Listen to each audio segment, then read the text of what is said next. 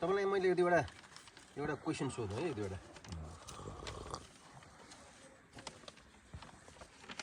तपाईँ video खिच्नुहुन्छ sir हुन्छ हुन्छ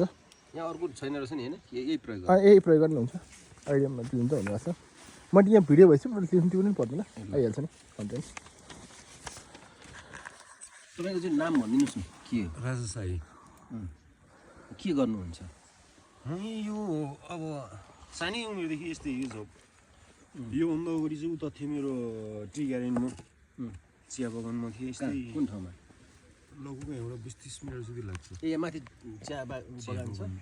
त्यहाँ थियो म 5 वर्ष बसेँ चिया बगान चाहिँ अनि 1 वर्ष चाहिँ जब छोड्यो बिहे गरेर बस्यो अनि त्यसपछि अहिले फेरि यहाँ हो अनि यो व्यवसाय गर्ने प्रेरणा तपाईँलाई कसरी आयो यो चाहिँ यो बिजनेस गर्नुपर्छ भाडामा हो त्यो त यो तपाईँले अहिले सानो भए पनि एउटा व्यवसाय गरिरहनु भएको छ यो गर्ने चाहिँ प्रेरणा भन्छ नि यो गर्ने जाँगर कसरी आयो जाँगर त मेरो त सानैदेखि यस्तो हो म त यो मात्र होइन म त टेन्टर नै हान्छु ठेक्का सेक्का लिएर हिँड्छु कि ठेक्का लिन्छु लेबर कामको दिउँसो चाहिँ टेन्टर हो अब बिहान र बेलुका चाहिँ यहाँ हुन्छु म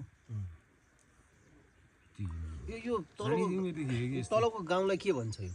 डाँडा गाउँ यो डाँडा गाउँ तर गहिरोमा छ त्यो त डाँडा गाउँ हुन्छ नि त यहाँबाट हेर्दा पो गहिरोमा भयो त यहाँ अनि मान्छेहरू बसिरहेछन् त के चिज यहाँ मान्छे छन् छ नि यो सबै सुकुम्बासीहरू छ यहाँको कुम्बासीहरू त छैन नि ए यहाँका बाहिर गए यो अब जमानामै अब एक हिसाबमा बुझ्नु पर्दाखेरि गुरुङ बस्ती हो गरे होइन छैन अहिले गुरुङहरू छैनन् अनि यहाँको मान्छेहरू पनि छैन र चाहिँ एउटा यो घर जग्गाहरू पनि बेच्न नि मान्दैन कि यहाँको मान्छेहरूले यस्तै को बस्छ त त्यहाँ तल गुरुङहरू यहाँ बस्दैनन् यहाँकोहरू छैन नि यहाँको मान्छेहरू त यहाँको मान्छेहरू भनेको त सबै कोही बितेर गइसक्यो आफूकै दाजुभाइहरूले अब अरूलाई बस्न त केही पनि गरेर छोडेर कि छ कुरो मेरो छैन यहाँको लोकल मान्छे त यही घरमा पनि मान्छेहरू त छैन है यो घरको हेरचाह कसले गर्छ अनि फेरि यहीँको लोकल मान्छेहरूले फेरि यही गाउँ चलाएको क्या फेरि अब यो घरमा अब घर त अब भाडा सार त होइन गरे होइन अब सानसानो होमस्टेहरू चाहिँ भाडा हो यो प्राइभेट घरहरू त सानसानोमा चाहिँ त्यो अब आगो फुक्दिए घर धानिदिए हेर्ने भनेर बसे जस्तै हामी नै बसेको त 36 वर्ष भइसक्यो है आफ्नै बनाउन सके छैन अझै पनि किन त गाह्रो छ अब घरबेटीले दिए नि उसको खानदान परिवार अब हुन्छ नि आँखा लाग्नेहरू त्यस्तोहरू हुन्छ धेरै बढी पाउनै गाह्रो छ हाम्रो पनि जग्गा त चिसो भएर आएर पाएँ नि सानो सुर्खालाई करोड भनिन्छ मैले पनि कफी सप खोल्ने हो तल स्टेसनमा मागेको त्यो जग्गा लगभग 3 मिटर जति थियो होला लम्बाइ चौडाइहरू 70 लाख भनेर मलाई लिएन अनि यहाँ तपाईँको यो टुरिज्म व्यवसाय छ नि यहाँ यो दिगो हुन्छ भन्ने तपाईँलाई कतिको लागिरहेछ हुन्छ दिगो हुन्छ के कारण हुन्छ भन्नु त यो अब यो निरन्तर चलिरहन्छ भन्ने कुरा तपाईँलाई कतिको लाग्छ भने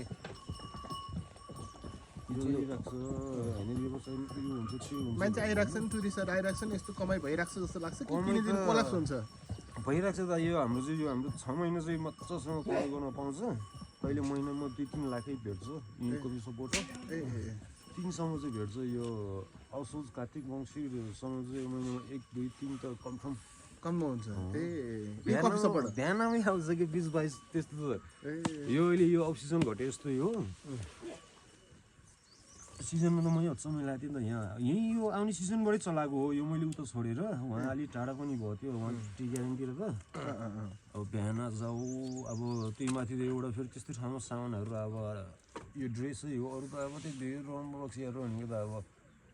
सानै हो यो ड्रेस चाहिँ अब अलि महँगै हो नि लाखौँको हो ड्रेस त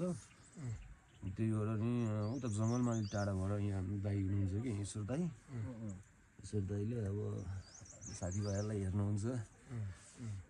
अब दाइ भएर हो म यहाँ आउनु पाएको अहिले चाहिँ यो पनि मलाई भत्काइदियो भन्दा यो भत्काउँदा नि टेन्टरै गरिदिएँ कि सानोतिनो काम पनि मैले सबै ठेक्का लिएर गर्छु कि दिनदिनै मैले गर्दिनँ नि त सानोमा त गर्थ्यो त्यो 400बाट सुरु भएको हो ठेक्का पनि अहिले चाहिँ पायो भने लाखौँसम्मको हुन्छ राम्रो गर्नुभएको रहेछ है अनि यहाँको मान्छेहरू कतिको सचेत छ नि फोहोरहरू गर्न ओर्न चाहिँ नि आउने टुरिस्टहरू फोहोर जताततै फ्याँकिदिन्छन् कि अलिक सचेत छन् कि फोहोर मैलाहरू हुन्छ नि सरसफाइमा कतिको ध्यान दिन्छन् के चिज दाजु सरसफाइमा कतिको ध्यान सरसफाइमा भइरहेको छ यो हाम्रो होटेल समिति पनि छ एकजुट अब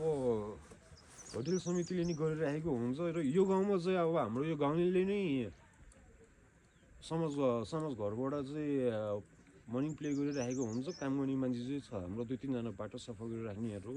यो गाउँमा मात्र अनि उताबाट होटल समितिको पनि आउँछ बेला बेलामा यो रोदी क्लब यो ड्रममा चाहिँ केही फोहोरहरू हेर्ने बुटाल्ने त्यसको लागि त आइरहेको छ अन्त छुट्टै यो गाउँको लागि पनि छ झेउ छ गाउँमा त झारै झारा जहिले झारै झारा हेलो नमस्ते नमस्ते अब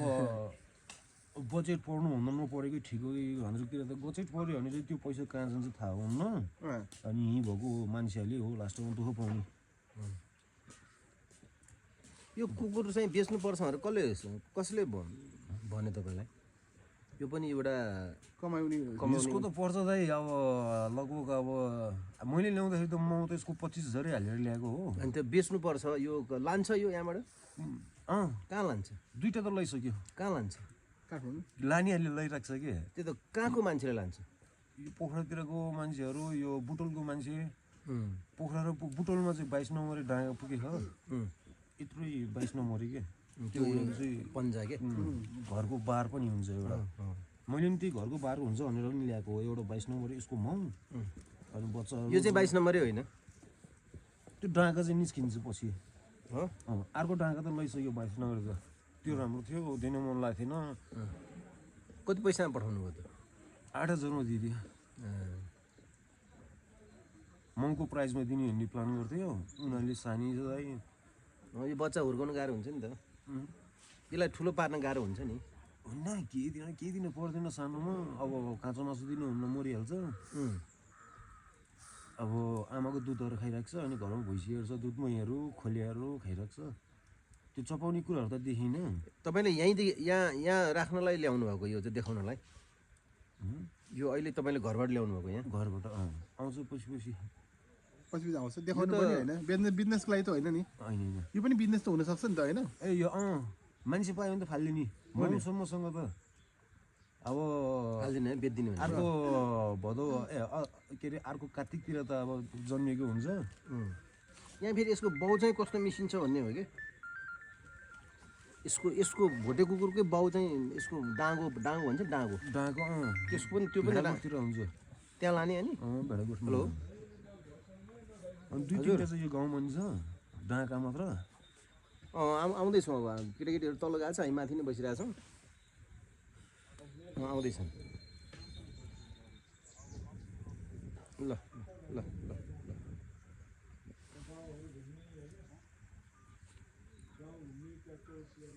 घान्द्रुकमा त यसो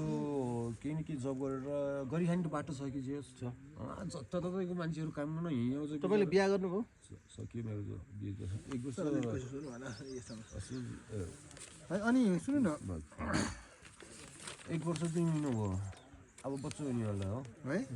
10-15 दिन बाँकी छ कि ए ल तपाईँलाई बधाई छ है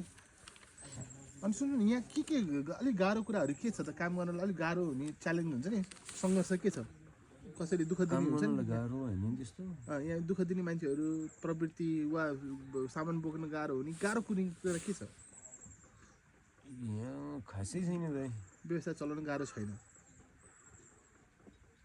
अब दिनगन्दी गरिराख्ने बिचरा अब उनीहरूलाई त अब धेरै गाह्रो छैन दाइ अब हामीलाई चाहिँ यो हामीलाई गर्नुभन्दा चाहिँ अरूलाई गऱ्यो भने चाहिँ अलिक ठिक हुन्छ दाइ अब हामी त काम नि गर्दैन खासै अब यस्तै बस्ने अब टेन्डर पायो भने टेन्डर हान्दै हिँड्ने हो यिनीहरूलाई थाहा हुन्छ यस्तो चाहिँ खचर यो भइहाल्छ है के लिन आएको त चुरोट होइन घोडा हेऱ्यो क्या चली गरेर कहाँ पुऱ्याउने अब यो घोडा यी मान्छेहरू घोडा चलाउनु यसो मान्छेहरू जाँदा छ कता कतातिर मान्छेहरू छन् यसो चढ्ने खालको होइन ट्याक्क चढाउने मान्छे यो घान्द्रुकमा त गरिखाने भने त जे पनि छ क्या दाइ है कति लिन्छन् पैसा चढेको चढेर त्यही फोटो भिडियोहरू गर्ने होइन हल्का हिँड्ने राइड गर्ने त्यसलाई 200 रुपियाँ 200 रुपियाँ एकजनाले सुरुवात गर्थ्यो चाइना भाइ म्याराथनको हिरो धन्द्रुकको त्यसले चाहिँ सुरुमा 2टा ल्याएको थियो घोडा अनि मान्छे चराउने सुरु गर्थ्यो त्यसले त्यसपछि त अहिले त घोडा त कहाँ 15-20 वटा छ नि